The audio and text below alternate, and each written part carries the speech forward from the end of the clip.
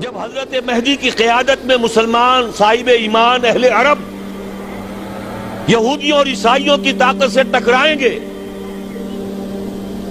تو ان کی مدد کے لیے دو جانب سے اللہ تعالیٰ کچھ بھیجیں گے مدد. ایک تو آخری مرحلے میں مدد آئے گی حضرت مسیح عیسیٰ ابن مریم کا نزول، جو یہودیوں کی طرف رسول بنا کر بھیجے گئے تھے. انہیں یہودیوں نے اپنے خیال میں سولی پر چڑھا دیا، لیکن اللہ نے فرمایا وما صلبوہ وما قتلوہ ولکن شبہ لہم بل رفعہ اللہ الیہ. اللہ تو اپنی طرف اٹھا کر لے گیا. اور احادیث صحیحہ جو کہ ہمارے ہاں متواترہ کے درجے میں وہ احادیث جو صحیحین کی ہیں، ان سے ثابت ہے کہ حضرت عیسیٰ ابن مریم دوبارہ زمین پر آئیں گے. اور یہودیوں کا سب سے بڑا سرغنہ جو خود مسیح ہونے ہی کا دعویٰ کر رہا ہوگا، مسیح الدجال، اسے حضرت مسیح قتل کرے گے. لیکن ایک دوسری حدیث سے معلوم ہوتا ہے کہ مشرق سے فوجیں آئیں گی حضرت مہدی کی مدد کے لیے. یخرجون ناس من المشرق یؤدون للمہدی یعنی سلطانہ. مشرق کی طرف سے فوجیں آئیں گی کہ جو مہدی کی حکومت کو مستحکم کریں گی. خراسان کا لفظ آتا ہے ایک دوسری حدیث میں. خراسان سے سیاہ عالم چلیں گے، انہیں کوئی نہیں روک سکے گا یہاں تک کہ وہ یروشلم میں جا کر نصب ہو جائیں گے. اور حضور کے زمانے میں اچھی طرح سمجھ لیجئے، ہند کسے کہتے تھے حضور کے زمانے میں؟ پاکستان ہند میں شامل نہیں تھا. سندھ و ہند، سندھ ایک مکمل ملک تھا، ہند اس کے بعد شروع ہوتا تھا. یہ راجپوتانے کا اور تھر کا ڈیزرٹ جو ہے، اس سے آگے جو ہندوستان ہے وہ ہند تھا. یہ جو ہمارا پاکستان ہے یہ ہمیشہ ہند میں شامل نہیں رہا. حضور کے زمانے میں بالخصوص سندھ و ہند، دریائے سندھ چلا آ رہا ہے. یہ ساری ٹریبیوٹریز جو پنجاب کے اندر اس کی ہیں، یہ سب ایک علیحدہ ملک ہے جو اس زمانے میں سندھ کہلاتا تھا. اور نمبر 2 یاد کیجئے، اس زمانے میں خراسان ایک علاقہ تھا جس میں موجودہ افغانستان کا 2/3، تھوڑا سا حصہ ایران کا، اور جہاں تک میں تحقیق کر سکا ہوں آج تک پاکستان کا بھی علاقہ، خاص طور پر مالاکنڈ ڈویژن جو اس خراسان میں شامل ہے. خراسان سے سیاہ عالم چلیں گے جو جا کر یروشلم میں نصب ہوں گے. یہاں بھی ایک نقطہ نوٹ کر لیجئے، پہلے بھی یروشلم ہم سے چھینا تھا. کس نے چھینا تھا؟ عیسائیوں نے، کروسیڈرز. واپس کون لیا؟ کس نے لیا؟ عربوں میں دم نہیں تھا، عرب عیاشیوں کی وجہ سے کھوکھلے ہو چکے تھے.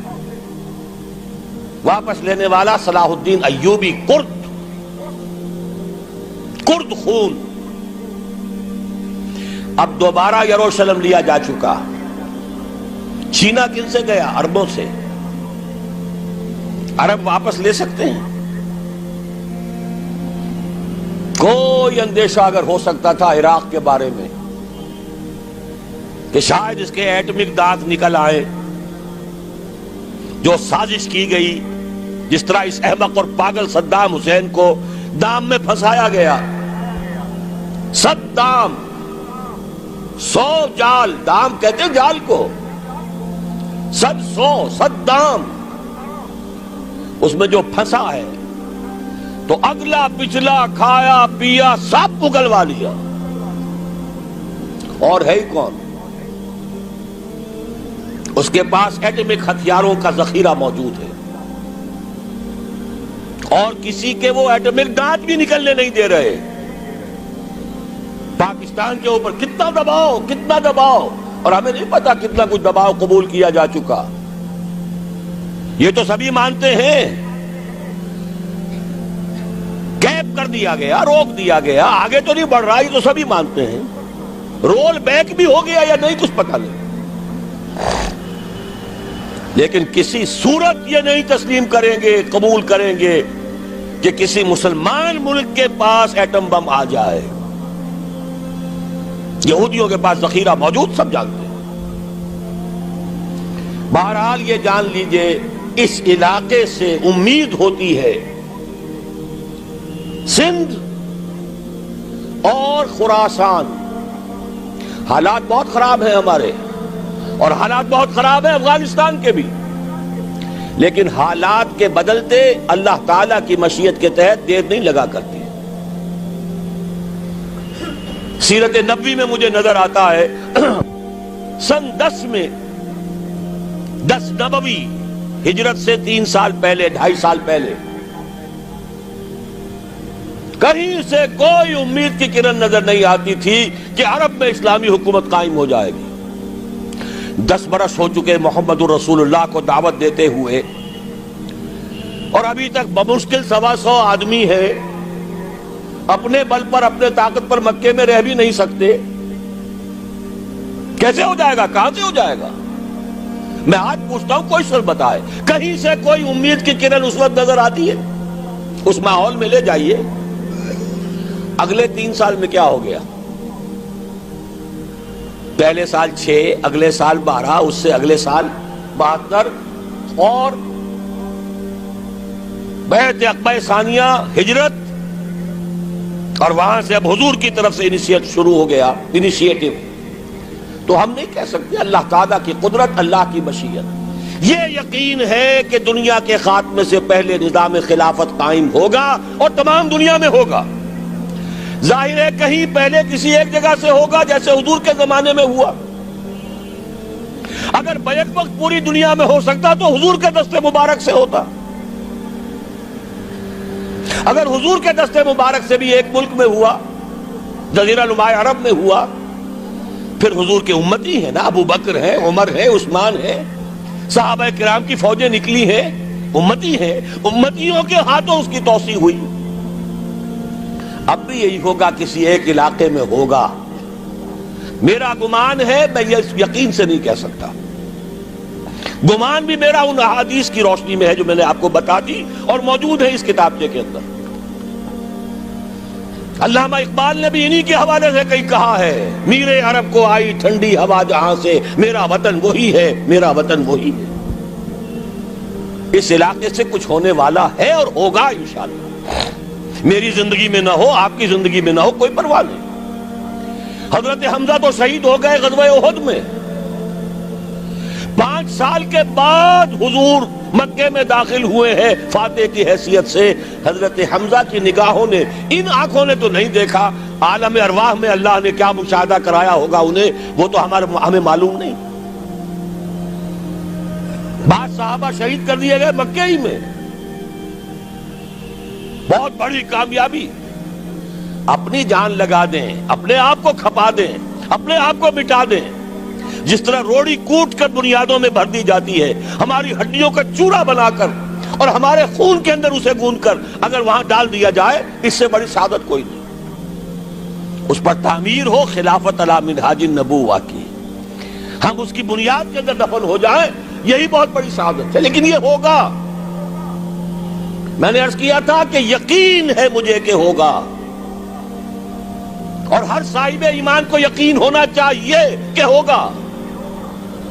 باقی یہ کہ یہ آثار ہیں اور احادیث بھی ہیں، اور 400 برس کی تاریخ بھی بتاتی ہے کہ یہیں سے ہوگا. 1000 برس تک سارے مجددین امت عالم عرب میں پیدا ہوئے. 11ویں صدی کا مجدد اعظم شیخ احمد سرہندی کہاں دفن ہے؟ سرہند میں، ہندوستان میں.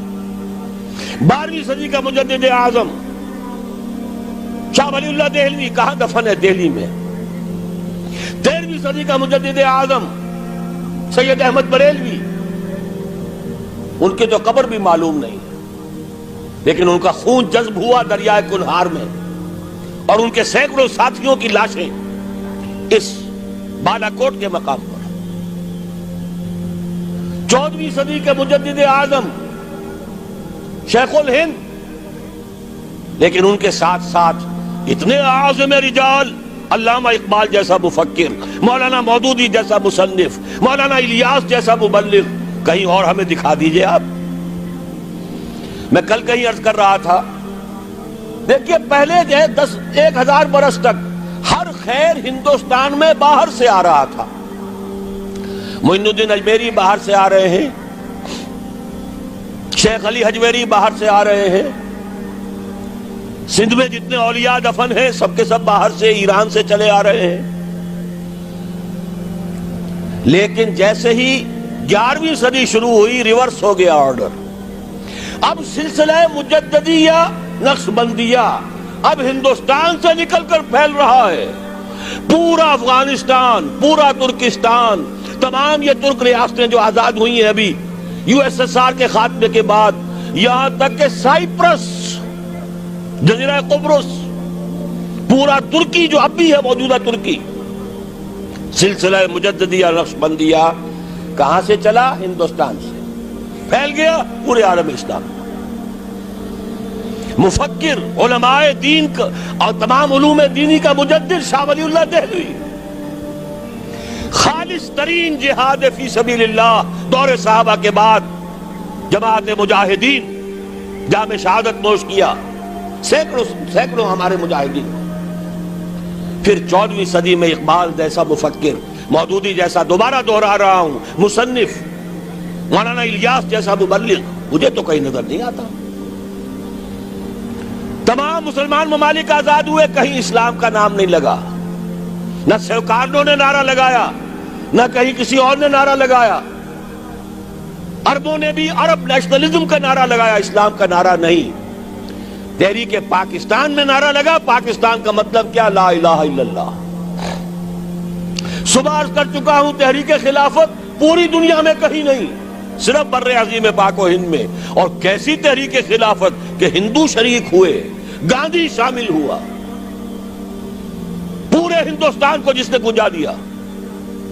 یہ دوسری بات ہے کہ جب خود مصطفیٰ کمال نے ختم کر دیا تو اب کیا کرتے؟ مدعی سست گواہ چست.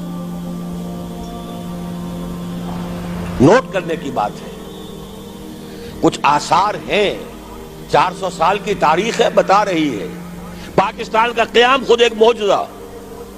یہ ساری چیزیں مشیت ایزدی میں کسی بڑے خیر کا پیش خیمہ ہے.